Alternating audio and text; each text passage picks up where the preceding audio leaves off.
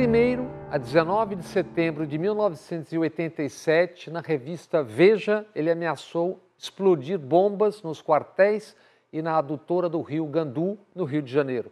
Um ano depois, o Superior Tribunal Militar o puniu, mas por dar entrevistas sem autorização, não pela ameaça de atentados terroristas com bombas. A pena de 15 dias de prisão e expulsão do Exército foi abrandada pelo Superior Tribunal dos Militares. E assim, Jair Bolsonaro foi para a reserva sem ser expulso do Exército. Em 1964, ditadura no Brasil, o poeta Eduardo Alves da Costa, inspirado pela história do Brasil e da humanidade, escreveu a poesia No Caminho com Mayakovsky. A citação a Mayakovsky levou a atribuírem erroneamente ao poeta russo o poema de Eduardo Alves da Costa, que começa a segunda estrofe alertando: na primeira noite eles se aproximam e roubam uma flor do nosso jardim, e não dizemos nada.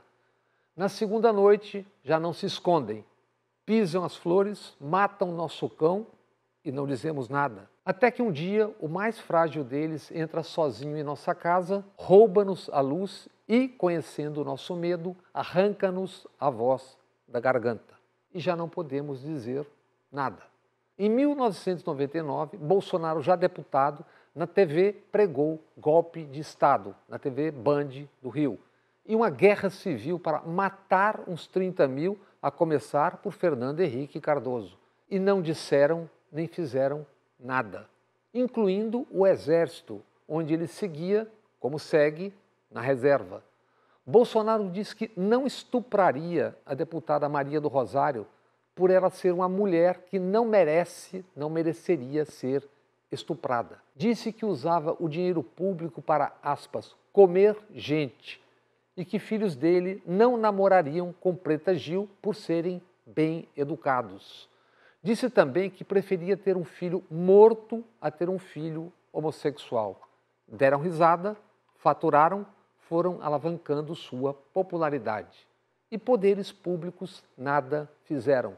Da tribuna da Câmara, Bolsonaro elogiou um assassino, o capitão Adriano da Nóbrega. Isso 4 dias depois da condenação de Adriano por assassinato.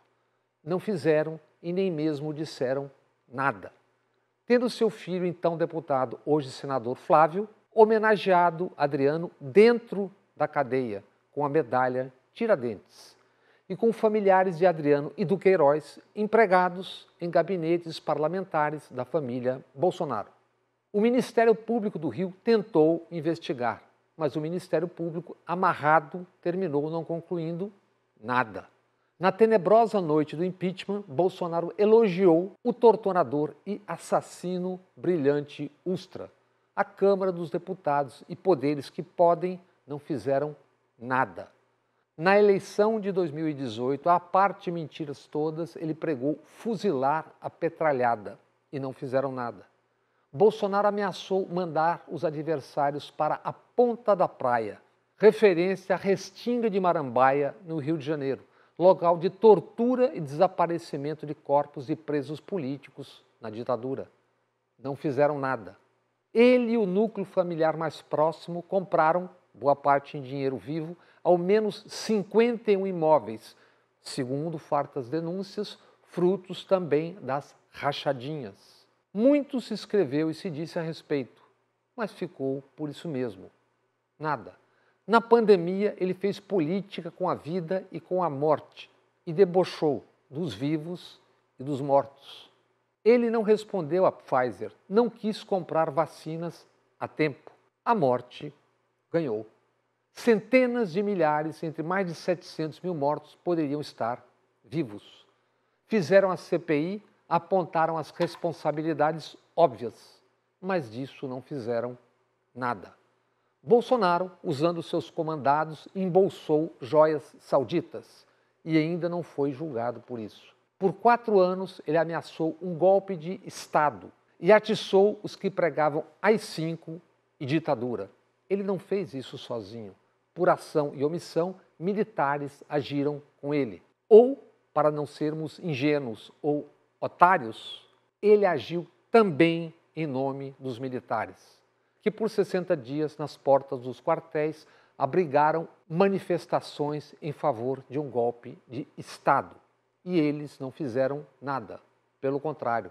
A 11 de novembro de 2022, assinaram uma nota conjunta à nação, apoiando as manifestações, que não foram interrompidas nem mesmo depois do ataque à sede da Polícia Federal no dia da diplomação de Lula, a 12 de dezembro de 2022, e da tentativa fracassada de explodir um caminhão de querosene. Na noite do Natal do mesmo 2022, na vizinhança do aeroporto de Brasília. A comandantes militares, ele, Bolsonaro, apresentou minuta de decreto de estado de sítio ou de defesa e para intervenção no Tribunal Superior Eleitoral. Segundo denúncias, militares, os chamados Kid Pretos, Força Especial do Exército, tramaram o assassinato de Lula, do vice Alckmin e do então presidente do TSE, Alexandre de Moraes.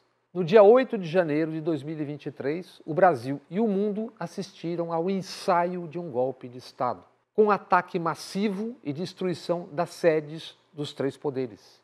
Eles insistem em tentar fazer crer que todos não vimos o que vimos, que aquilo não aconteceu, que eram apenas velhinhas inocentes subitamente piradas. Bolsonaro e alguns dos militares já foram condenados. No sábado, Bolsonaro, aquele macho todo, tentou arrancar sua tornozeleira eletrônica. Seus filhos, Eduardo e Flávio, pregam abertamente ação militar dos Estados Unidos contra o Brasil. Desde esta terça-feira, 25 de novembro de 2025, Bolsonaro começa a cumprir pena definitivamente em regime fechado na sede da Polícia Federal em Brasília. A direita, já engolida pela extrema-direita, se estapeia para saber quem será seu candidato. Mesmo errando ao embarcar em Netanyahu e sua matança, errando ao enfiar o boné na cabeça quando Trump já havia anunciado o tarifaço contra o Brasil, o candidato óbvio segue sendo o outro capitão do Exército, Tarcísio, o governador de São Paulo. Matanças na Baixada Santista e o capitão Tarcísio mandou irem se queixar na ONU e no raio que os parta. Matança indiscriminada sob comando do SS Derrite. A torcida por Donald Trump e tarifas falhou. A torcida contra a economia não obtém os fracassos esperados, aguardados. Cláudio Castro, o probo governador do Rio de Janeiro, escancarou um caminho. Palanques de sangue para saciar o temor do horror cotidiano vivido nas comunidades. Vendem como modelo o governo de Bukele, de El Salvador. Um governo corrupto e aliado a facções criminosas, como a Chepe Diablo. Leiam Lúcio de Castro no ICL. Lúcio de Castro do Spotlight. Palanques de sangue nada resolvem, mas aplacam. Aplacam as sensações de impotência, ira e medo. De rastros de sangue, o capitão Tarcísio teve notícias no Haiti. Lá esteve sob comando do general Augusto Heleno. Nesta terça-feira, os generais Augusto Heleno, ex-chefe do GSI, e Paulo Sérgio Nogueira, ex-ministro da Defesa, foram presos para cumprir pena no Comando Militar do Planalto, em Brasília, num quartel. Heleno, então comandante da ONU na chamada MINUSTAH, uma força de supostamente paz no Haiti. A 6 de julho de 2005, o massacre de Cité Soleil, operação de dita pacificação na maior favela de Porto Príncipe. 300 soldados. Resultado, 63 mortos e 30 feridos na favela. Eleito governador, o capitão Tarcísio escolheu Derrite como secretário de segurança. Derrite, o SS que anunciou já ter, aspas, matado muito ladrão. Foi investigado, ele e companheiros, por 16 homicídios. A mando do seu capitão, Derrite largou a SS e, como deputado federal, foi ser relator de uma lei em Brasília. Lei que retira 360 milhões de reais da Polícia Federal para o combate às facções, ao crime organizado. Isso depois da Polícia Federal, Receita Federal e Ministério Público terem chegado ao rooftop do crime organizado, a lavagem de dinheiro do PCC na Faria Lima. A Operação Carbono Oculto, 1.400 agentes em pelo menos 10 estados e 350 alvos. 1.000 postos de gasolina movimentando 52 bilhões de reais entre 2020 e 2024, via o mercado financeiro. 42 instituições de o mercado estavam na Faria Lima, incluindo fundos de investimento, gestoras, corretoras e fintechs. Patrimônio oculto estimado em 30 bilhões de reais, com sonegação de impostos avaliada em 8,6 bilhões de reais. Onde estava a CVM, a Comissão de Valores Mobiliários? O suposto sistema de regulação da entidade o mercado de capitais. Isso depois de bandos da extrema-direita aprovarem na Câmara dos Deputados a PEC da bandidagem. Aprovaram na moita, temendo investigações da Polícia Federal, Receita Federal, TCU e STF sobre dezenas e dezenas de bilhões. Dezenas de bilhões roubados com emendas secretas escondidas no orçamento. Criminosa a PEC da bandidagem. Impedia que os bandos, incluídos dirigentes de partidos, fossem investigados por crimes do passado, do presente e do futuro. A bandidagem foi tamanha que arrancou milhões e milhões da pasmaceira, não só nas redes. No domingo, 21 de setembro, centenas e centenas de milhares foram às ruas protestar contra a PEC e os bandidos. Chacoalhada a anomia, enfim, deixaram de lado teclados, telas, o zap e os debates sobre quem, semanas depois, mataria ou não Odete Roitman.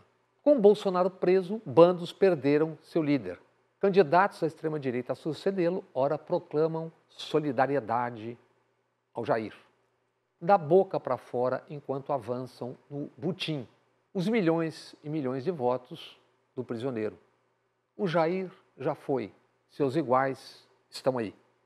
Em 1964, quando a ditadura ainda começava, o poeta Eduardo Alves da Costa escreveu: "E por temor eu me calo, por temor aceito a condição de falso democrata e rotulo meus gestos com a palavra liberdade, procurando num sorriso esconder minha dor diante dos meus superiores. Mas dentro de mim, com a potência de 1 milhão de vozes, o coração grita: mentira.